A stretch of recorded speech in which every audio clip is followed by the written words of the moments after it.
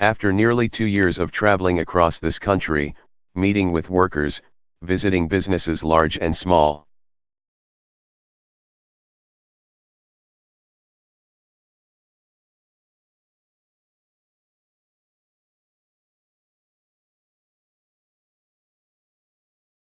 I am more confident than ever that we have everything we need to renew our economy.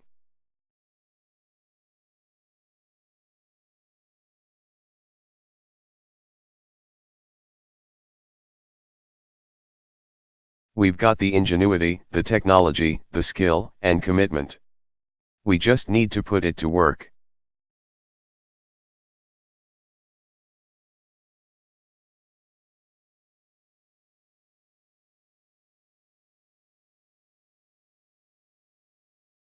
It's time to not just address the immediate economic threats,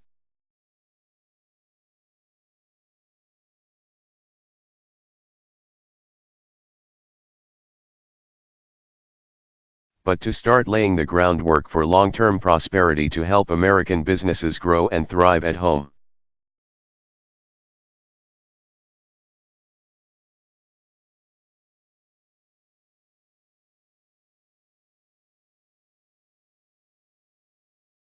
And expand our efforts to promote American enterprise around the world.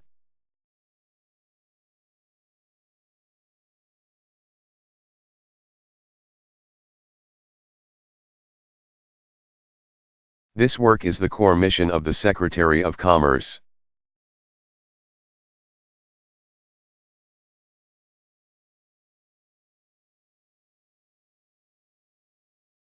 And with his breadth and depth of experience in public life,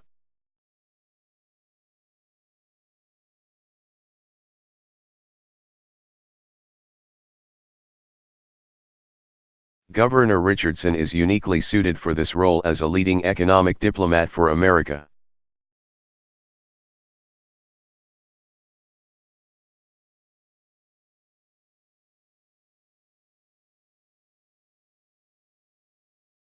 During his time in state government and Congress, and in two tours of duty in the cabinet,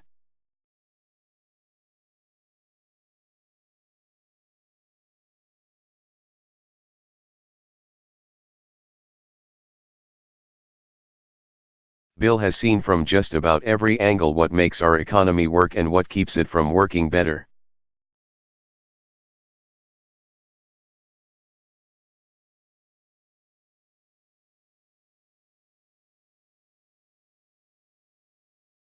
As Governor of New Mexico, Bill showed how government can act as a partner to support our businesses.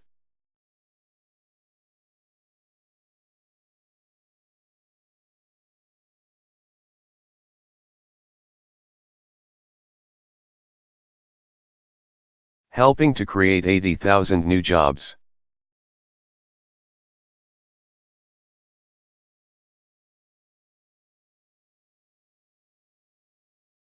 And under his leadership, New Mexico saw the lowest unemployment rate in decades.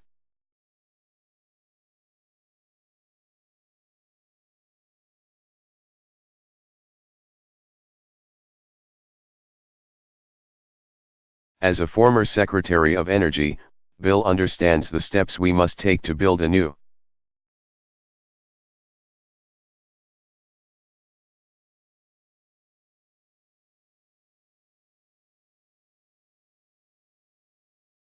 clean energy industry and create the green jobs of the 21st century, jobs that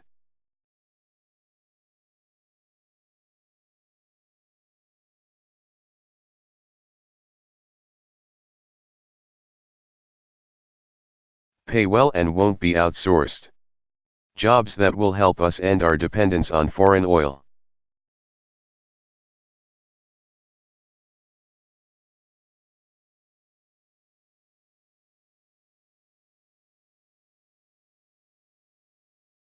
And as a former ambassador to the United Nations,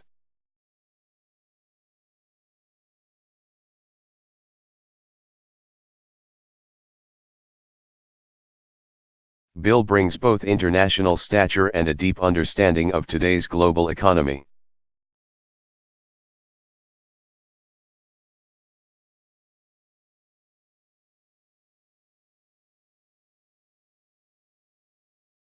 He understands that the success of today's business in Detroit or Columbus often depends on weather.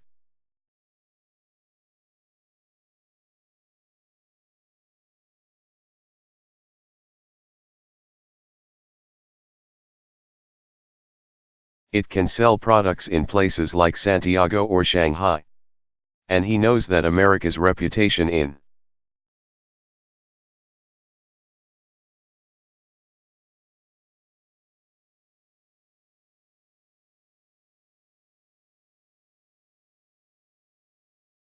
the world is critical not just to our security, but to our prosperity.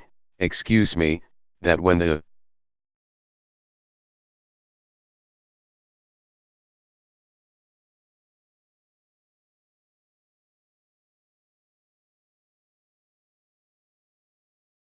citizens of the world respect America's leadership, they are more likely to buy America's products.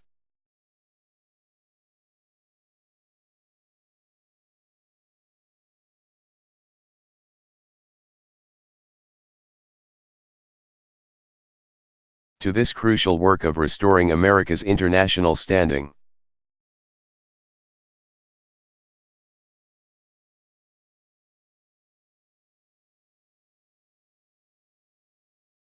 Bill will bring a leadership style all his own.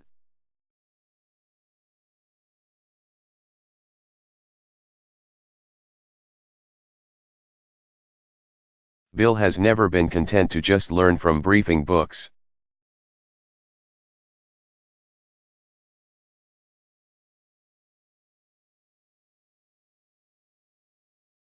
Never satisfied with only the official version of the story.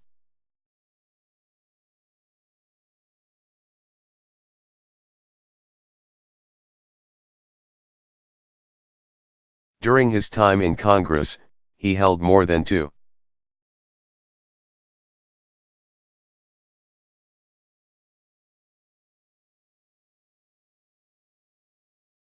2,500 town hall meetings, so he could hear directly from constituents.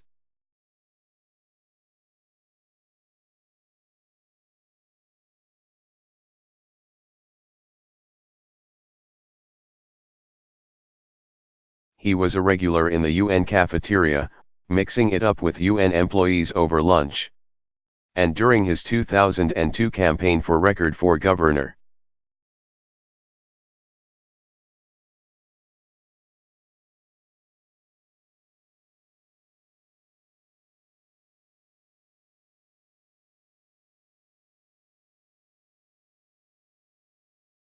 he actually broke a world record by shaking nearly 14,000 hands in just 8 hours.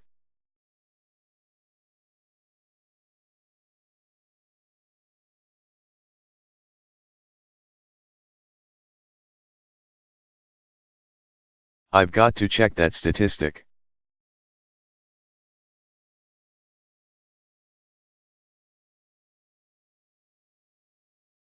All of this reflects a determination to reach out and understand where people are coming from.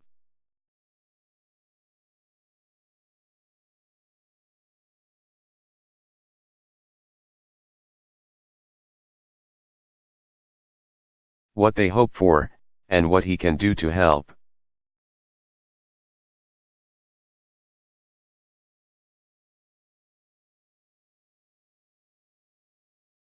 This approach, I believe, has been the key to Bill's success as a negotiator and will be key to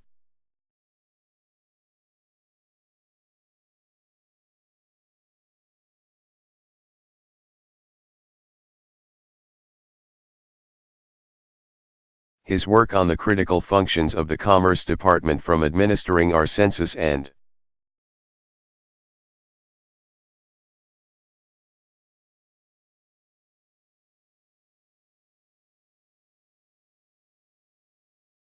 monitoring our climate to protecting our intellectual property and restoring our economic diplomacy.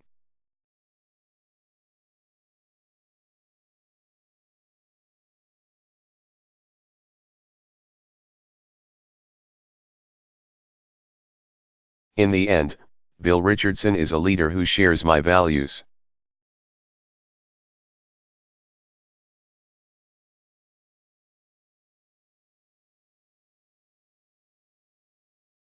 and he will be measured his progress the same way I do.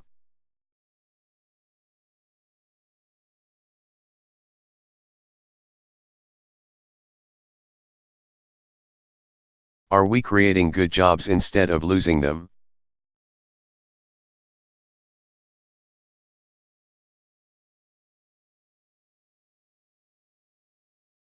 Are incomes growing instead of shrinking?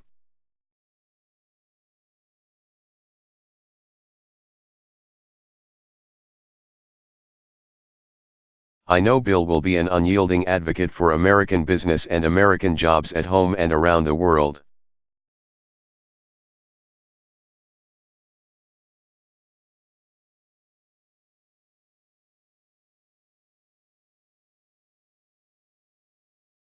And I look forward to working with him in the years ahead.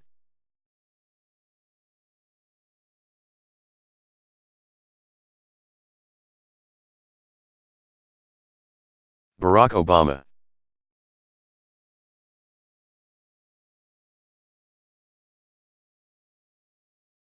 On the passing of USSC Justice Antonin Scalia.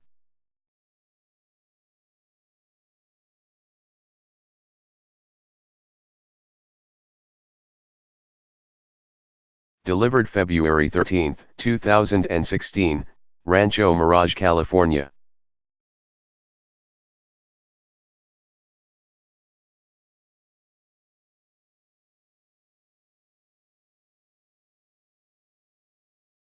Good evening, everybody.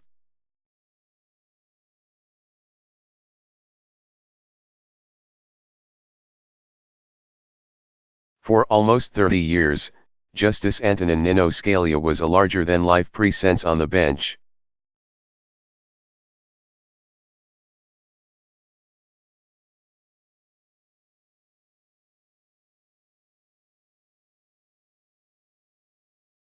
A brilliant legal mind with an energetic style, incisive wit, and colorful opinions.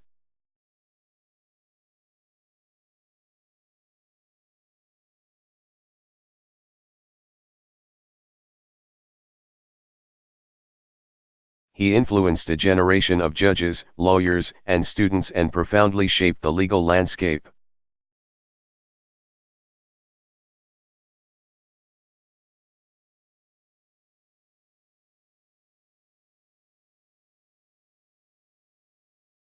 He will no doubt be remembered as one of the most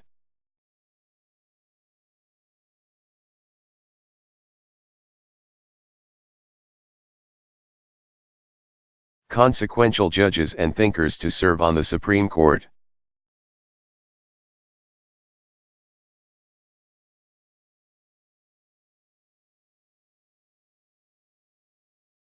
Justice Scalia dedicated his life to the cornerstone of our democracy, the rule of law.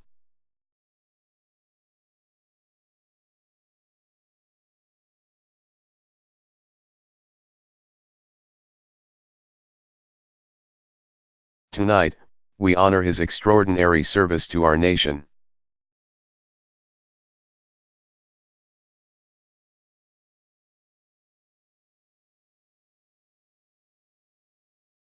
And remember one of the towering legal figures of our time.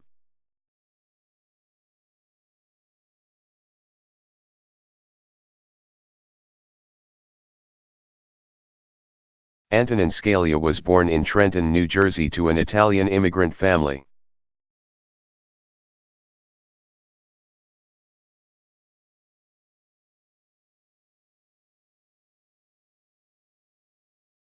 After graduating from Georgetown University and Harvard Law School,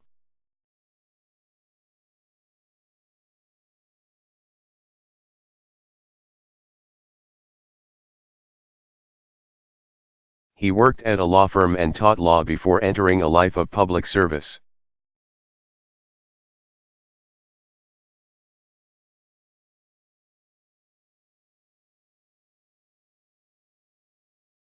He rose from Assistant Attorney General for the Office of Legal Counsel to the judge on the D.C. Circuit Court.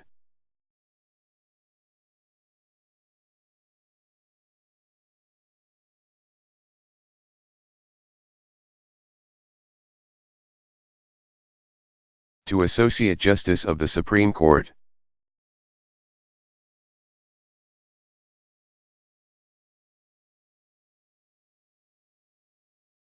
A devout Catholic, he was the proud father of 9 children and grandfather to many 28 loving grandchildren.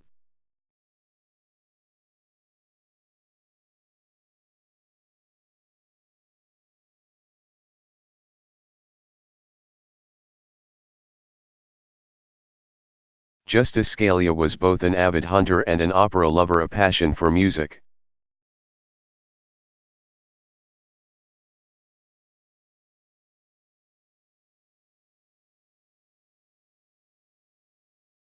That he shared with his dear colleague and friend, Justice Ruth Bader Ginsburg.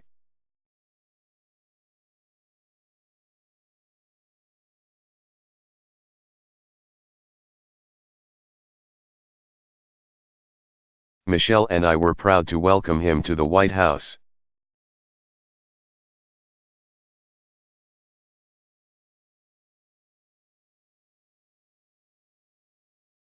Including in 2012 for a state dinner for Prime Minister David Cameron.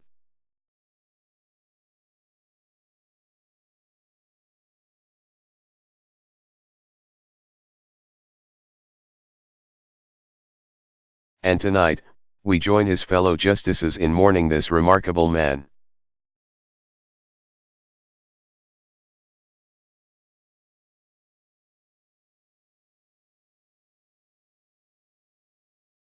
Obviously today is a time to remember Justice Scalia's legacy.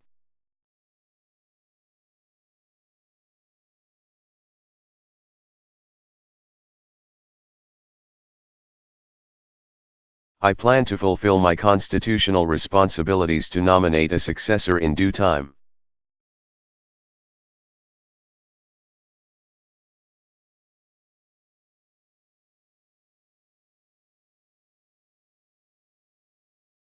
And there will be plenty of time for me to do so.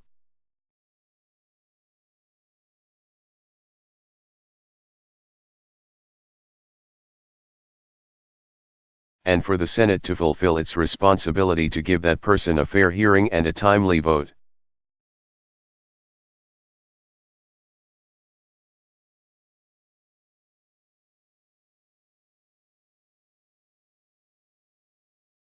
These are responsibilities that I take seriously, as should everyone. They're bigger than any one party.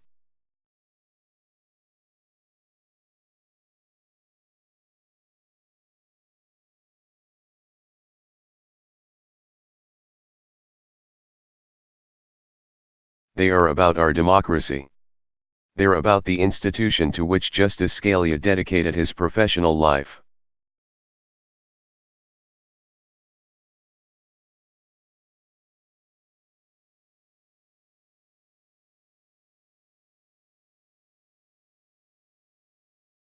And making sure it continues to function as the beacon of justice that our founders envisioned.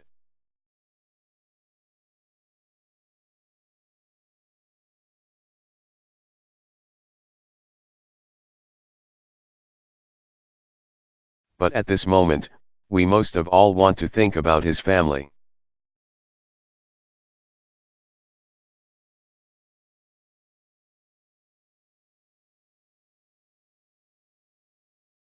And Michelle and I join the nation in sending our deepest sympathies to Justice Scalia's wife.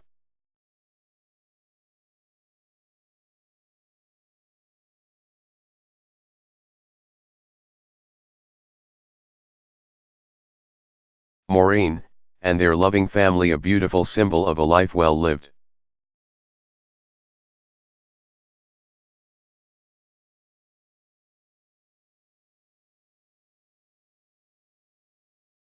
We thank them for sharing Justice Scalia with our country.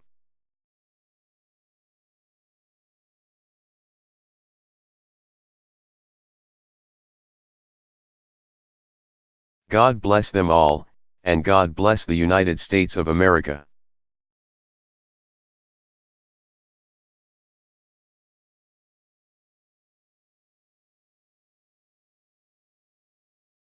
Barack Obama.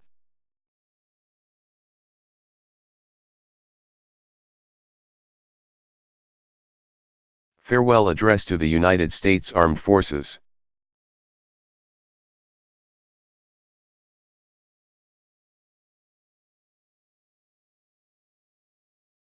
Delivered January 4, 2017, Joint Base Myer-Henderson, Fort Myer, Virginia.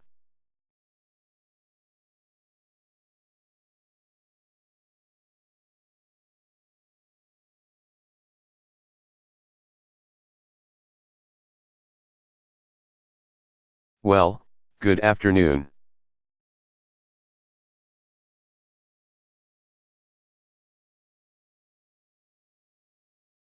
It turns out these are easier when you're talking about somebody else.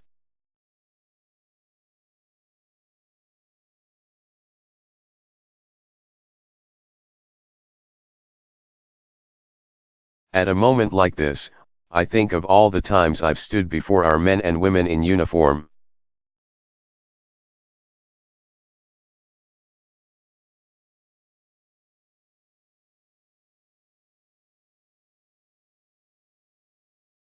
Commissioning our newest officers. Presiding over promotions. Presenting the Commander-in-Chief's trophy to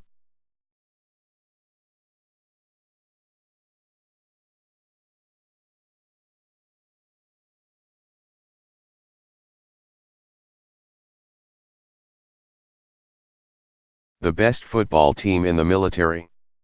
I will let you argue over that one. I have never taken sides.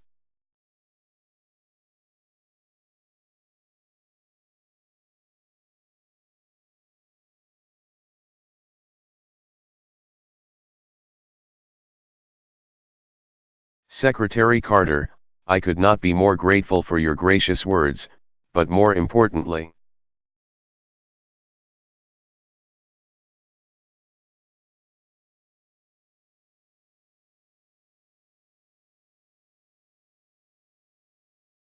for your outstanding leadership, across, as you noted, more than 3 decades and nearly all of my presidency.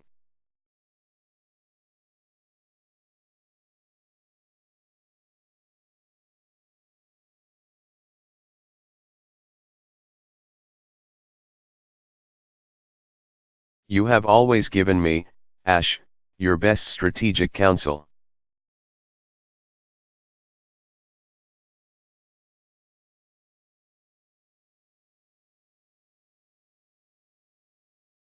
You've made sure that we were investing in innovation for the long term and a strong force of the future.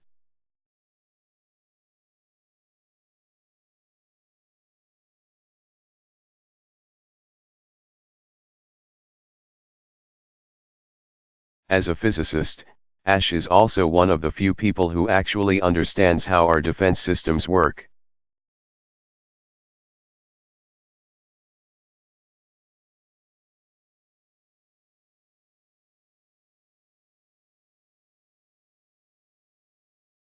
And I know that our troops and their families are immensely grateful.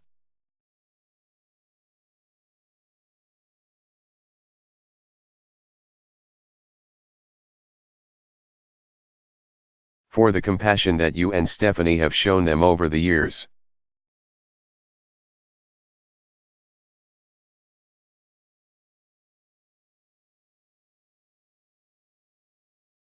So to you and your family, on behalf of all of us, thank you for your outstanding service.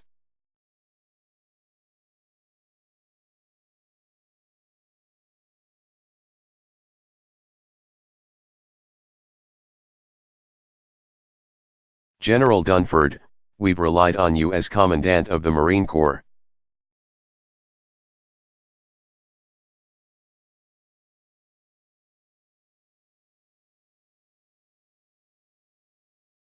As our commander in Afghanistan, and now, as our nation's highest-ranking military officer.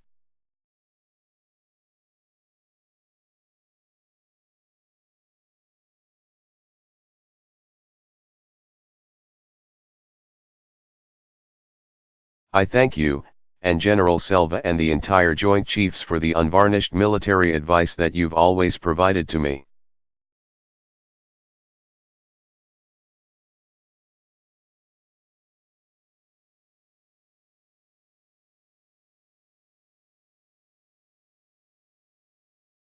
for your dedication, for your professionalism, for your integrity.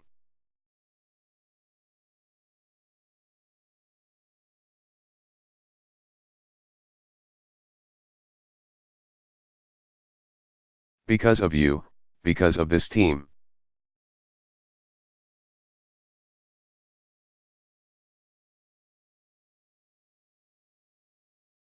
Our armed forces are more integrated and better prepared across domains, a truly joint force.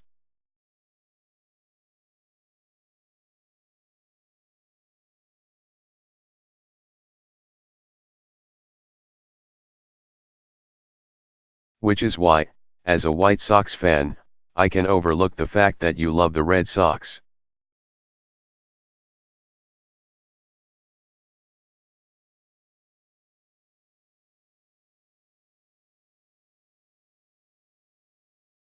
Moreover, on a personal note, outside of your professional qualities,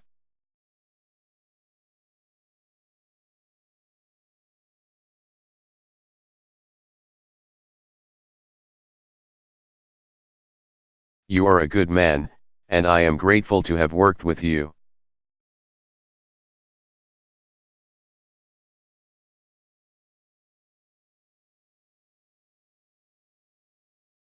And thank Ellen for allowing you to do this.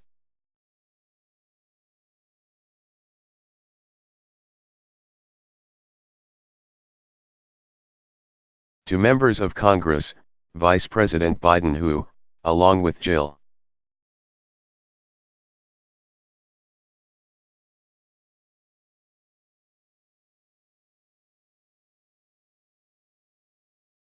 has known the love and the pride and the sacrifice of a military family.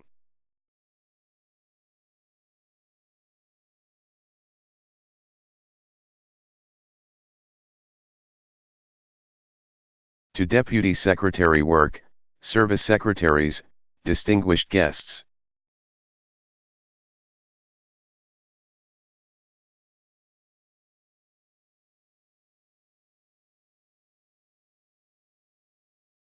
dedicated civilians from across the Defense Department, my national security team, most of all, are men and women in uniform.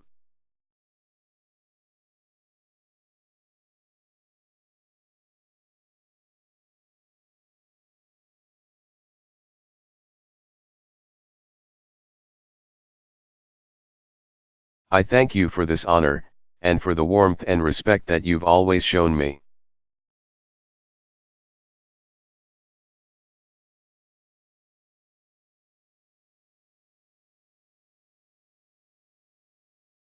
The support that you've shown Michelle and our daughters during these past 8 years.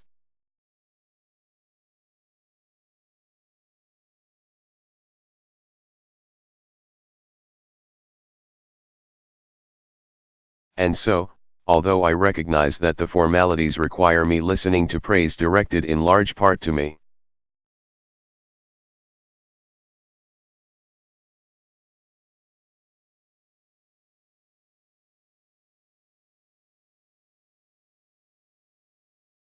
I want to turn the tables. I am still Commander-in-Chief.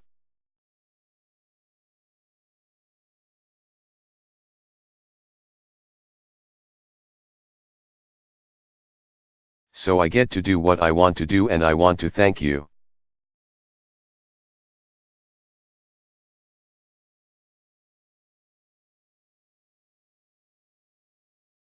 Of all the privileges of this office, and there are many, I will miss Air Force One, I will miss Marine One.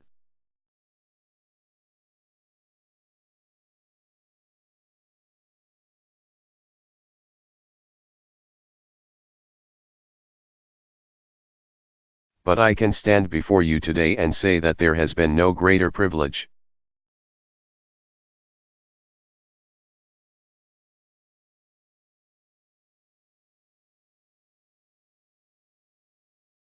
And no greater honor, than serving as the Commander-in-Chief of the greatest military in the history of the world.